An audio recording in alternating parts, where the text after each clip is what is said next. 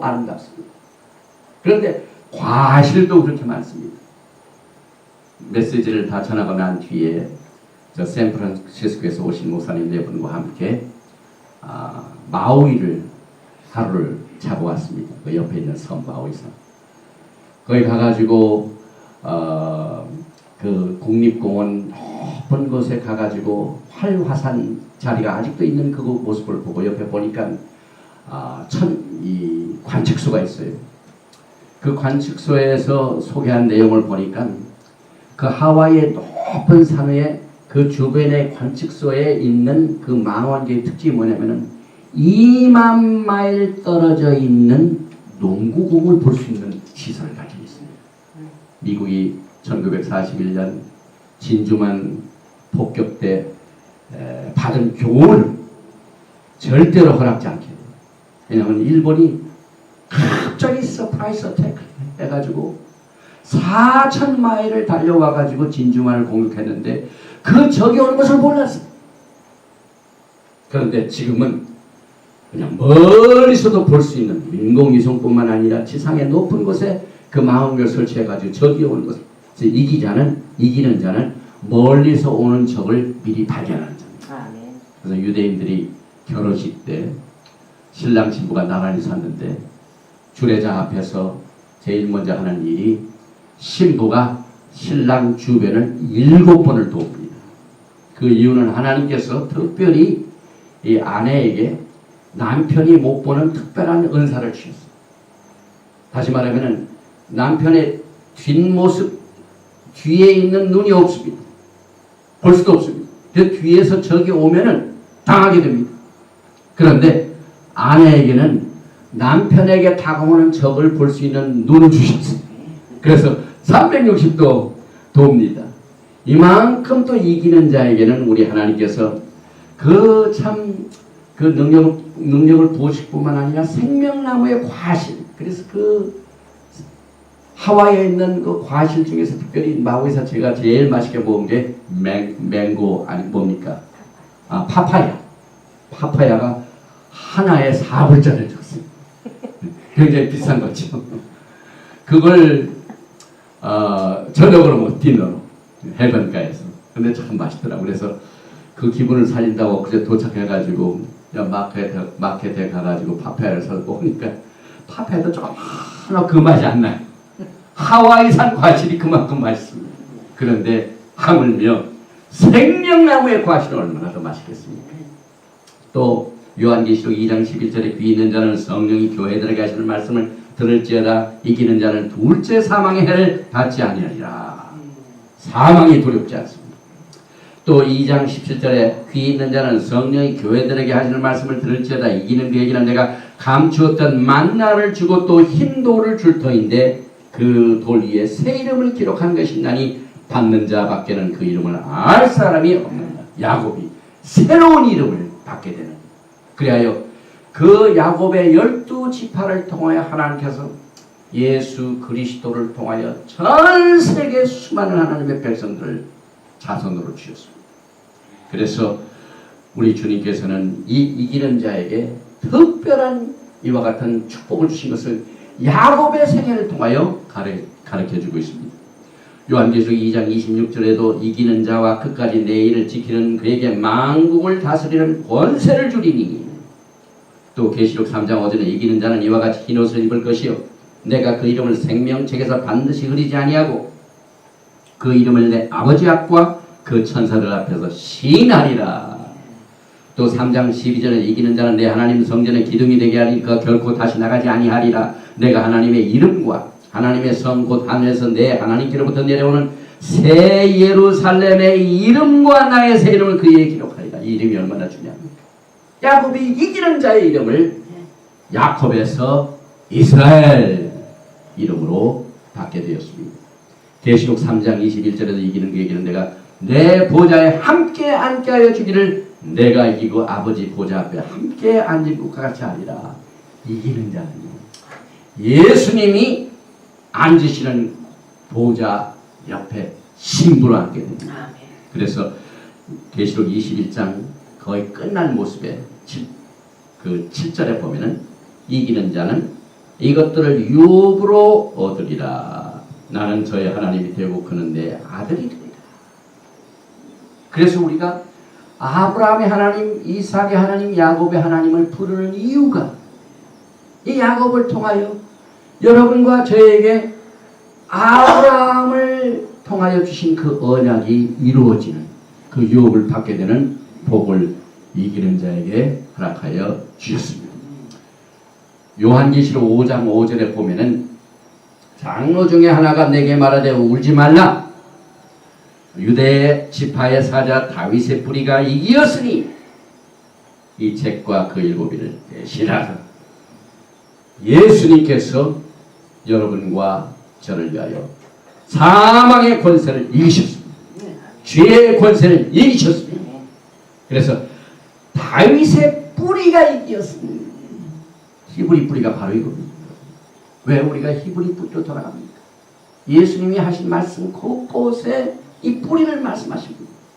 예수님은 히브리 뿌리대로 신앙생활을 하셨습니다. 이 땅에서 절기를 지키셨고 몸소 성전에서 토라를 가르치셨고 몸소 주님의 구속의 사역의 중요한 십자가의 사건 자체를 절기를 통하여 이룩하신 겁니다. 그래서 우리 주님이 이기셨습니다. 히브리서 11장 1절에 보면은 믿음은 바라는 것들의 실상이요 보지 못하는 것들의 증거니 야곱은 씨름을 하면서 보지 못하는 것들을 바라고 나에게 축복을 하지 아니하면 제가 절대로 놓지 않습니다. 이렇게 했더니 그 믿음으로 이기는 자라는 이름을 받게 됩니다. 밤새도록 보지 못하는 것을 바라고 견디었습니다. 그것이 믿음의 승리입니다. 지금 우리 눈에는 여호와의 영광을 참 보기가 힘듭니다. 그런데 우리는 야곱의 그 믿음으로 말미암아 우리들이 받게 되는 영적 유산과 이스라엘의 기업을 미리 토라를 통하여 보게 하십니다.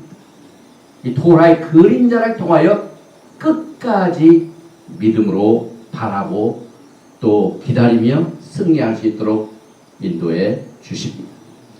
이제 토라로 돌아가서 창세기 31장 30절을 보면은 이제 내가 내 아비 집을 사모하여 돌아가려는 것은 가하거니와 어찌 내 신을 도둑질하였느냐.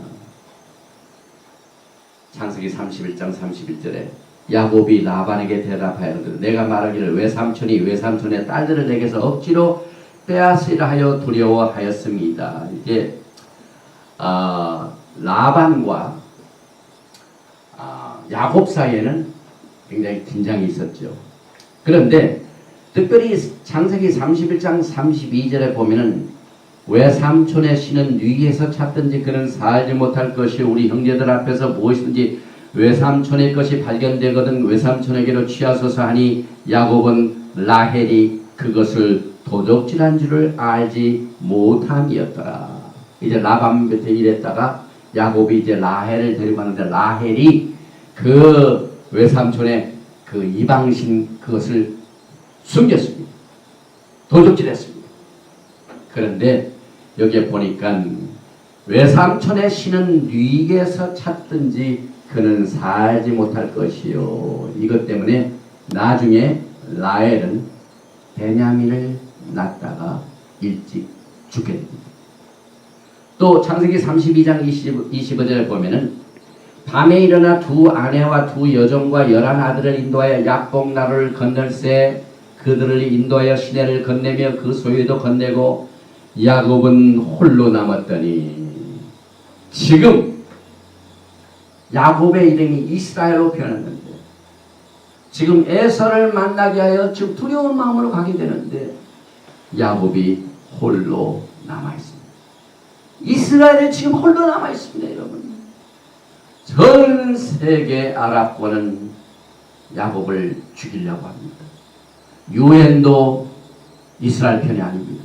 이제 미국도 이스라엘 편이 아닙니다. 홀로 남았습니다. 홀로 남았습니다.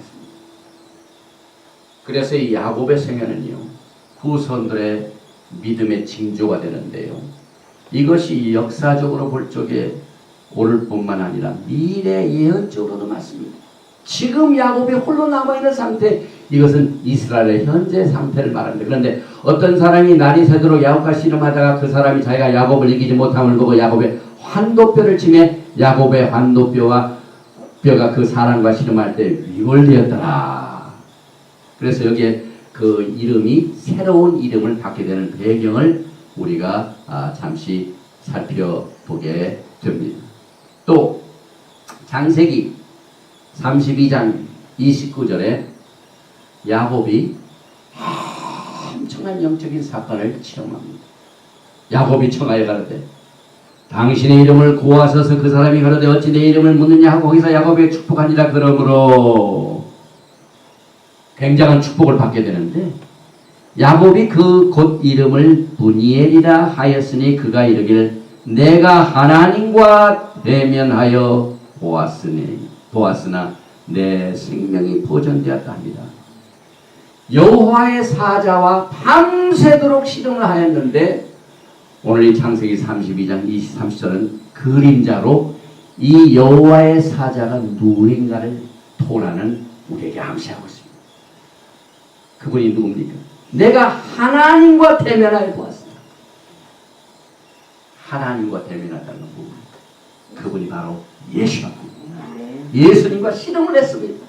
그래서 이 본이의 반이 얼굴과 얼굴을 대면한다는 말, 이 얼굴이라는 말의 히브리 말, 이 반임, 이것은 180의 숫자를 가지고 있습니다.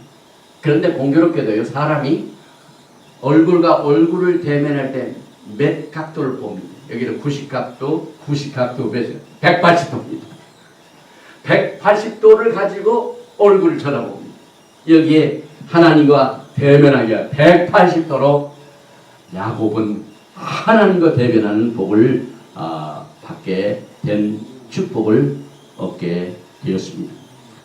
그래서 이 호세아 선지자가 12장 3절에 야곱은 태에서 그 형의 발꿈치를 잡았고 또 작년에 하나님과 힘을 겨루되 천사와 힘을 겨루어 이기고 울며 그에게 간구하였으며 하나님은 베델에서 저를 만나셨고 거기서 우리에게 말씀하셨나니 저는 만군의 하나님 여호와시라. 여호와는 그의 기념치원이다.